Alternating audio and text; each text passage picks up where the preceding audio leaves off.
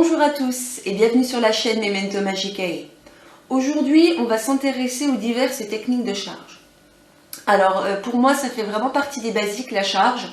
C'est vraiment la première technique qu'on utilise dans l'ésotérisme quand on veut faire des travaux ésotériques divers. Hein, que ce soit pour un sachet charme, que ce soit pour enchanter vos plantes, que ce soit pour vos bijoux ésotériques, pour à peu près tout, vous allez utiliser la technique de charge. Alors tout au long de cette vidéo, on va suivre la maxime suivante, qu'importe le flacon pourvu qu'on ait l'essence. Donc la charge, comme je vous l'ai dit, c'est une façon d'insuffler une essence à un support matériel. Donc j'ai envie de dire, pour ce qui est quoi charger, j'ai envie de dire c'est libre cours à votre imagination. Qu'importe quelque part le support matériel, l'important est de bien comprendre quel matériau vous avez entre les mains et quelle sera la méthode la plus adéquate pour le charger. Par exemple, on fait pas mal en lithothérapie de recharge de pierre. Vous savez qu'il y en a certaines qui sont lunaires, il y en a certaines qui sont solaires, et il y en a certaines qui sont hydrophobes. Donc, selon les caractéristiques de votre support, il est important vraiment d'adapter la technique de charge. D'où le motif de cette vidéo.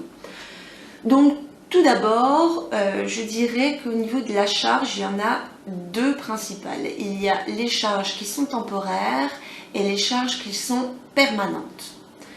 Vous pouvez aussi trouver des charges qui viennent de vous-même ou des charges qui vont provenir en fait d'une énergie extérieure à vous et qui vont simplement apporter leur énergie lors d'un rituel par exemple. L'atamé. L'atamé, c'est votre objet, mais vous pouvez imaginer un atamé qui est dédié à une divinité. Par exemple, Hécate, dans mes souvenirs, un affect assez prononcé pour les dagues. Et je sais qu'Adélaïna, par exemple, possède une dague qui lui est entièrement dédiée. La dague possède son énergie propre. Elle absorbe les énergies qu'Adélaïna lui pointe généralement, mais elle peut aussi servir elle-même quand une entité indésirable vient s'incruster alors qu'Adélaïna n'en peut pas. Donc elle prend cette énergie en fait, et c'est un peu comme notre estomac si vous préférez, elle va la retransformer, elle va la décortiquer en plus petites particules d'énergie et elle va s'en nourrir pour reconstituer sa propre énergie et augmenter son pouvoir. Donc vous avez certains objets comme ça qui vont vous permettre en fait de vous seconder, j'ai envie de dire, au niveau de la charge dans vos rituels. Donc quand Adélaïna utilise cette dague, elle sait qu'elle a de son énergie qu'elle va mettre dans le rituel au travers de la dague, mais elle sait aussi que la dague va donner une partie de son énergie. Alors pourquoi je vous dis ça? Parce que c'est vraiment très important, non seulement lorsque vous pratiquez, de savoir quelles énergies peuvent faire dévier ce que vous souhaitez atteindre comme but, voire l'amplifier. Ça vous permet aussi, par exemple, vous avez un objet qui est spécialisé dans la guérison, vous savez que ces énergies sont tournées vers la guérison, vous avez besoin, je ne sais pas, vous connaissez quelqu'un qui a un zona par exemple, et qui cherche un moyen, si vous préférez, d'améliorer les choses, vous pouvez l'améliorer grâce à cette baguette. Vous avez aussi des divinités comme Sainte Brigitte qui sont axées soins, c'est aussi une déesse des puits, je vous l'ai déjà dit. Donc, de par ces principes-là, vous pouvez utiliser une eau dédiée à Sainte Brigitte qui va faire le travail quelque part un peu à votre place. En tout cas, qui va orienter les énergies que vous allez mettre dans le rituel avec les siennes pour atteindre votre objectif. Donc voilà, ça permet d'éviter que ça dévie là où vous ne voulez pas et ça permet de choisir les outils les plus adaptés selon les rituels que vous avez à réaliser. La deuxième chose, c'est que lorsqu'on a des objets comme ça qui ont une énergie propre et qui croît avec le temps, ça peut être vraiment un atout lorsque vous êtes malade. Alors, que ce soit maladie permanente ou maladie, j'ai envie de dire, plus habituelle, genre la grippe saisonnière. Ça, moi par exemple, j'ai des soucis de santé depuis de nombreuses années et c'est quelque chose qui ne va pas en s'arrangeant, il y a des moments où je suis tellement épuisée que je pourrais faire tout ce que je veux, l'énergie elle n'est pas là. Donc j'ai développé tout un tas de trucs et astuces au niveau de tout ce qui est outils, par exemple les savons, pour me régénérer, pour pouvoir œuvrer aussi à ma place quand moi je ne suis pas en état. C'est aussi une raison pour laquelle j'aime beaucoup travailler avec les entités, c'est que lorsque vous travaillez avec elles, généralement ce sont leurs énergies qui vont venir et qui vont œuvrer pour vous. Donc bon, ça demande ensuite de les payer, de leur offrir une rétribution, mais c'est une des meilleures techniques, j'ai envie de dire, pour augmenter, au moins temporairement, votre énergie personnelle. Ceci étant dit, on va passer donc à la première technique, qui est une technique, j'ai envie de dire, de gravure. Alors, lorsque vous avez des supports, par exemple, comme du bois, vous pouvez très simplement utiliser un pyrograveur et par des enchantements divers. Alors, comment on peut charger un objet? On peut le charger avec un encens, la pyrogravure et des formules d'activation, donc qui vont marcher d'une certaine façon comme des sigils, c'est-à-dire qu'ils vont œuvrer, c'est comme si vous créiez en fait un espèce de golem. Donc vous avez un symbole avec un petit rituel qui va permettre d'enchanter l'objet suffisamment pour qu'il développe une énergie propre et qu'il puisse œuvrer pour vous de façon permanente. Si vous ne vous sentez pas de les pyrograver comme moi, vous pouvez aussi acheter... attendez, je vais retirer les bougies, ce sera un peu plus intelligent. Vous pouvez acheter ce genre d'outils aussi qui sont des pentacles de charge. Alors là j'ai envie de dire, vous avez au centre un pentacle simple, mais vous pouvez imaginer un triskel, un triquetra, une croix celte, un sigil personnel, pourquoi pas. Mais je vous conseille quelque chose d'assez général. Sur les supports de charge, ce qui est intéressant, c'est d'avoir une première protection que vous allez pouvoir oindre avec une huile de charge, justement. Et en dessous, vous voyez, vous avez une surface suffisamment plate où vous pouvez graver vos initiales, par exemple, si vous voulez connecter cet outil de charge à vos énergies personnelles. Moi, j'ai préféré le laisser vierge parce que je suis quelqu'un qui n'arrête pas de changer, en fait. J'utilise en fait le même outil pour charger, mais je charge différentes choses. Donc, ce que j'aime bien en fait à la place, c'est de faire une pétition ou un sigil. Je la place en dessous. Je crée une formule en fait pour activer le sigil en dessous et je mets au centre l'objet à charger. Par exemple, une paire de boucles d'oreilles, paf. Et puis là, je vais avoir mes bougies que je peux graver, que je peux oindre. Et je peux facilement, en fait, administrer une gestuelle à ce type d'outil pour créer des activations, fermer le cercle, etc. Donc ça, j'ai envie de dire, c'est un support facile d'utilisation qui ne prend pas trop de place et qui vous permet déjà de faire pas mal de choses. Après, donc je le disais, vous pouvez avoir tout un tas de fioles. Alors généralement on va utiliser les propriétés inhérentes aux plantes. Par exemple, je sais pas, la lavande, c'est une plante qu'on utilise pour calmer les maux de tête. C'est aussi un antiparasitaire. Donc on pourrait créer une formule avec de la lavande et puis d'autres plantes, par exemple des plantes de bannissement pour éloigner les indésirables. Vous pouvez utiliser par exemple un mélange d'acacia, de mandragore pour amplifier et accélérer un charme. Vous pouvez utiliser aussi les élixirs de cristaux.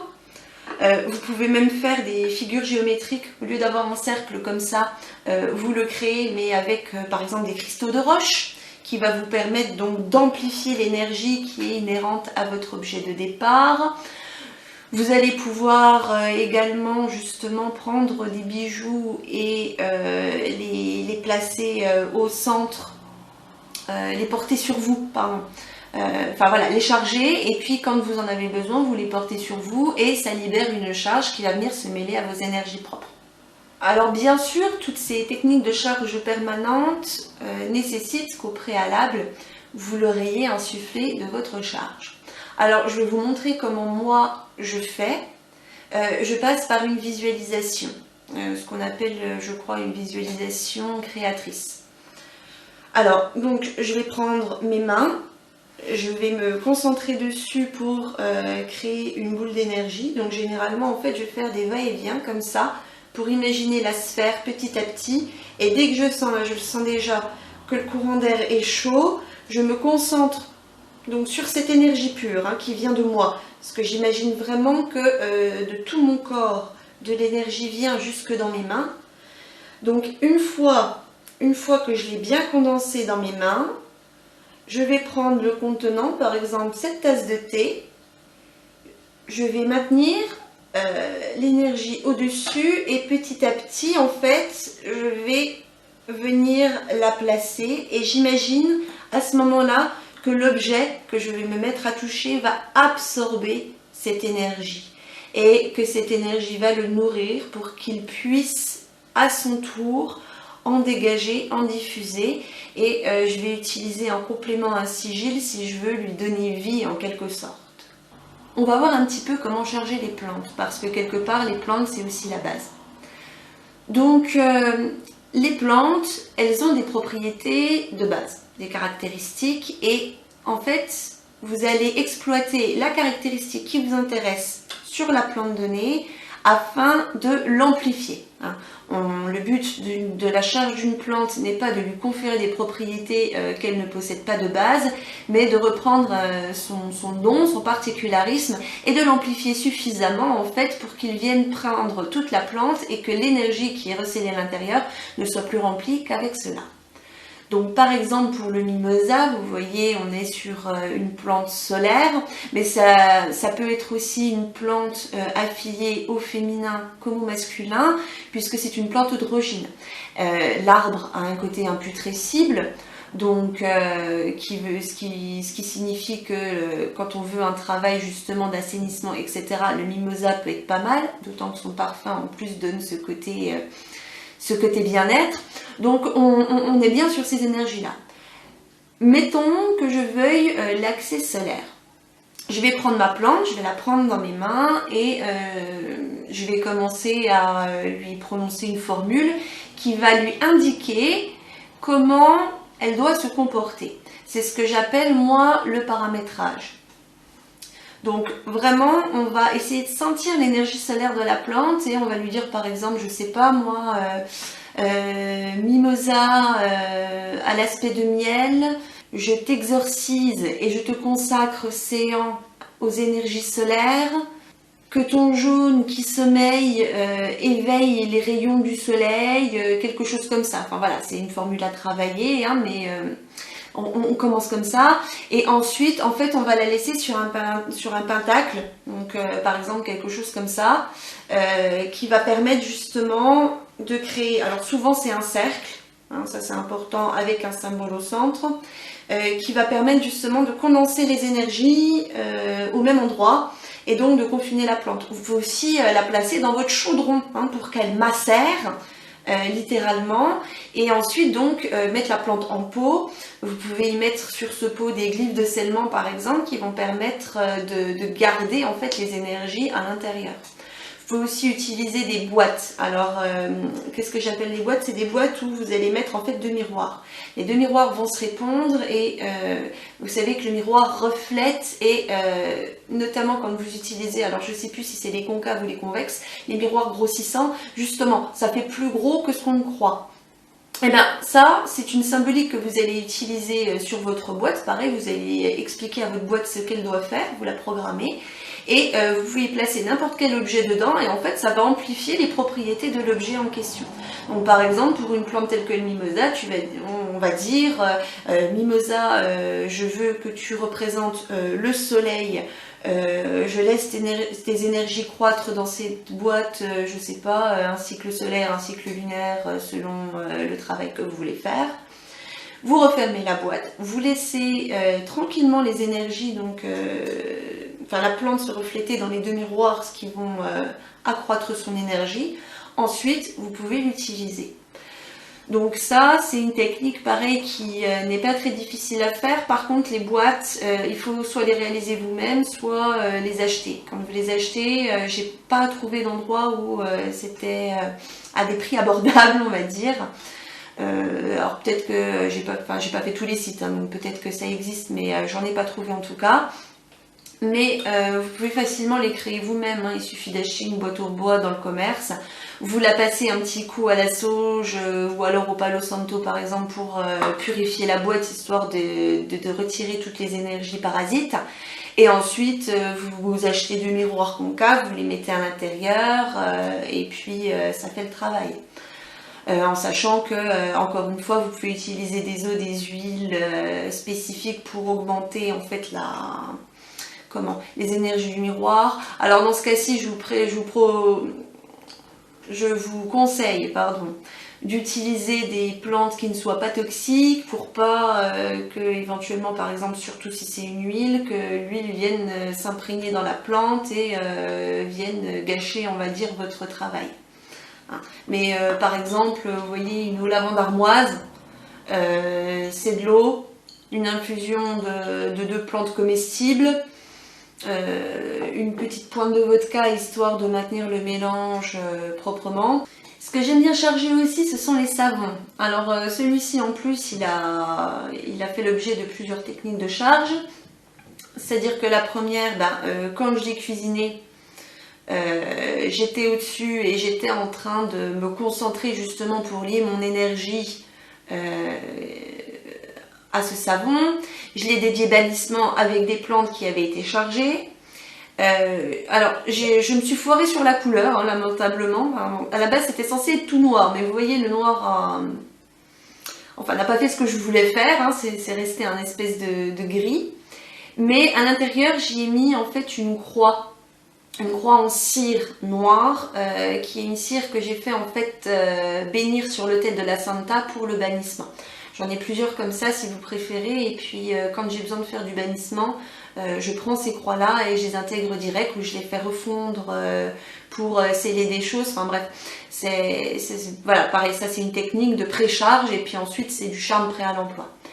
Et donc ce savon a bénéficié, on le voit encore un peu ici, justement d'une croix. Bon après j'en ai donné à Atmos et puis à Delaina pour test, qui voit si c'est efficace ou non. Et puis ensuite, j'ai envie de dire, quand vous voulez bannir quelque chose, il suffit de vous concentrer sur ce que vous voulez bannir et vous allez vous laver les mains, éventuellement le visage, pour bannir ce que vous voulez. On peut l'utiliser aussi sur les 7 chakras pour bannir tout ce qui est négatif sur les 7 chakras. Ensuite, les charges. Donc là, on a vu pas mal de charges, de choses qui s'activent. Vous pouvez, alors on a vu pyrograver, hein, mais vous pouvez aussi coudre ça sur des tissus. Et moi, ce que j'aime bien faire avec les tissus, parce que je suis une sale bête, c'est les prendre, les tremper en fait dans un mélange d'eau, par exemple l'eau lavande armoise, mais j'ai plein d'eau en fait spécifique, et je vais pouvoir les dédier, par exemple charger avec l'énergie d'une entité. Donc par exemple j'ai une eau dédiée à la Santissima Muerte. Si je veux utiliser ce tissu violet par exemple pour un travail ou pour son autel, tout ce qui est nappe d'autel, tout ça, moi je les trempe dans un mélange contenant donc là pour le coup c'est de l'eau de Lourdes mélangée donc à son eau d'autel pour le nettoyage. Je laisse tremper ça en récitant une formule à la Santa, je fais mes gestes de croix et ensuite je la laisse sécher naturellement. Ensuite, en complément, je peux laisser aussi charger sur l'autel. Alors, oui, les autels. Les autels, ce sont des lieux de pouvoir où, à force que vous les utilisiez, que vous les déplaciez, que vous les passiez avec vos eaux spécifiques, vont prendre en fréquence vibratoire. Donc, c'est des lieux vibratoires, si vous préférez, qui sont remplis d'énergie. Y poser un objet, c'est déjà commencer par le sang, c'est commencer à le dédier à cet autel, à modifier ses énergies. Donc ça c'est vraiment intéressant parce que du coup moi par exemple qui est un autel de la Santissima, je peux poser sur un endroit particulier de son autel des objets. Alors je les consacre quand même avant parce qu'elle y tient et que je ne vais pas à l'encontre de la Santa. Et du coup, ça me permet, justement, voilà, j'ai créé une bougie qui est dédiée, je ne sais pas, à la recherche amoureuse, disons n'importe quoi. Je vais, une fois que le travail est terminé, que voilà, les énergies des plantes sont dédiées, les poser sur le tête de la Santa. La Santa va y mettre ses énergies et je sais que la bougie, la personne qui l'allumera, la Santa sera derrière pour faire le travail.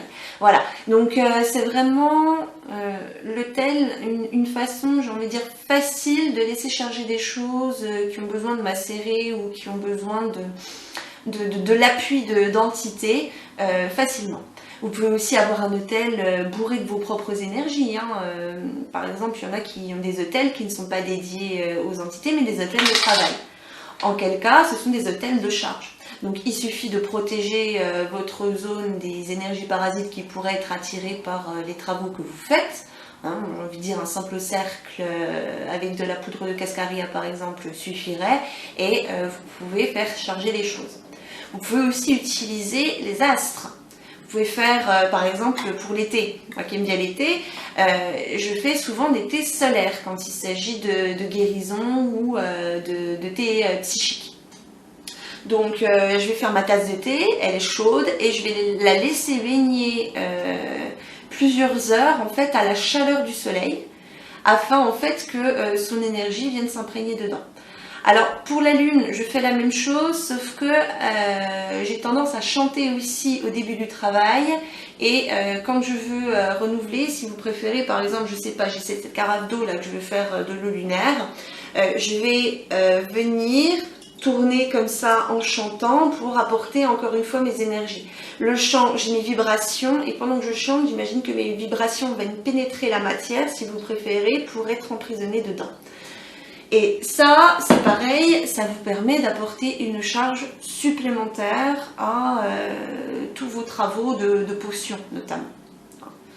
Ça permet voilà, de jouer sur le côté féminin, masculin, jour, nuit. Enfin voilà, c'est quelque chose qu'on retrouve chez beaucoup et personnellement que j'utilise énormément. Alors Adélaïda, vous avez montré aussi comment charger un nouveau jeu de tarot. Et j'ai envie de dire, lorsque vous voulez charger, donc on a parlé des plateaux, vous pouvez aussi avoir comme celui-ci, là vous voyez un plateau tournant, ça c'est aussi très pratique. Vous pouvez imaginer votre objet à charger, puis je sais pas, vous avez une carte qui représente la tempérance. Vous pouvez la glisser en dessous et l'enchanter justement pour conférer à vos objets magiques de la tempérance. Vous pouvez utiliser, je sais pas, la force, etc. ou une image qui vous parle. Vous pouvez utiliser bien sûr des effigies. Vous avez vu sur l'autre vidéo sur les plantes que notamment celle sur justement les formes d'acacia que j'avais l'autel dédié à Brigitte, il y avait des choses autour, les choses étaient en train de charger. J'ai allumé la bougie à Sainte Brigitte pour lui signifier que le travail devait commencer. J'ai attendu que les énergies soient complètes. J'ai fait ma bénédiction à Sainte Brigitte. Et quand la bougie a eu fini de s'éteindre, le travail était fini, les objets étaient chargés. Donc pareil, ça c'est des choses assez faciles à mettre en œuvre. Vous pouvez faire des hôtels temporaires comme ça lorsque vous travaillez avec diverses entités. Et ça vous permet encore une fois de laisser le travail faire et vous pouvez continuer de vaquer à vos occupations. La charge, ça peut être un moment pris par vous-même. Très prenant, ça peut être quelque chose aussi de beaucoup plus léger, de moins chronophage. Vous pouvez aussi utiliser au niveau des divinités des attributs. Là par exemple, j'ai pas mal, on est à Imbolc, donc j'ai pas mal travaillé avec Sainte Brigitte et j'ai composé en argile par exemple ce puits. Vous savez que c'est une déesse des puits. Là, je ne l'ai pas fini, mais ici, il va y avoir un glyphe qui va appartenir à Sainte Brigitte. Et à l'intérieur, je vais recouvrir en fait d'une résine qui va rendre mon petit puits étanche. Je me suis donné une couleur parce que j'aime bien que les choses soient jolies. Et ensuite, je pourrais y verser directement de l'eau pour en faire de l'eau de guérison ou y ajouter mes fioles. Voilà. Et ça, pareil, Sainte Brigitte saura que c'est dédié à elle et elle viendra déposer ses énergies dessus selon ce que je lui aurai formulé. Encore une fois, dans la charge, surtout la partie programmation, de ce à quoi c'est dédié, ça passe par les formules. Donc c'est là que vous allez en écrire plein et puis au fur et à mesure du temps, vous verrez, vous aurez votre petit carnet qui sera bien rempli, que vous pourrez reprendre même des formules que vous réadapterez selon les situations pour que ça corresponde toujours. Pour en revenir à nos tissus, donc je vous ai dit qu'on pouvait les tremper, qu'on pouvait aussi broder dessus. Vous pouvez aussi les passer avec certains encens, certains mélanges d'encens que vous faites vous-même. Par exemple, vous voyez, vous avez votre mimosa, là il est solaire, vous pouvez tout à fait le broyer avec votre pilon et votre mortier, et puis lui mélanger d'autres plantes, activer votre mélange, le brûler sur un charbon, et passer votre tissu dans ce charbon. Vous pouvez y mettre à l'intérieur aussi des cristaux pour amplifier. Alors pour les cristaux d'amplification, en tout cas en lien avec l'ésotérisme, tout ce qui est quartz, cristal de roche. Vous pouvez aussi utiliser, alors je sais jamais, l'améthyste. Enfin voilà, des trucs comme ça, vous en avez plein. On fera par la suite, mais bon, là on a déjà pas mal de vidéos de prévues, donc pas tout de suite, mais par la suite on fera des vidéos sur les différents cristaux que vous pouvez utiliser et comment les utiliser. Il y a la sélénite aussi, qui est reliée à la lune. Sur les charges temporaires, parce que j'ai oublié d'en parler, ça va être principalement en fait de la gestuelle et des formules. Généralement, on va programmer au niveau des formulations, on va programmer une formule d'activation et une formule de désactivation.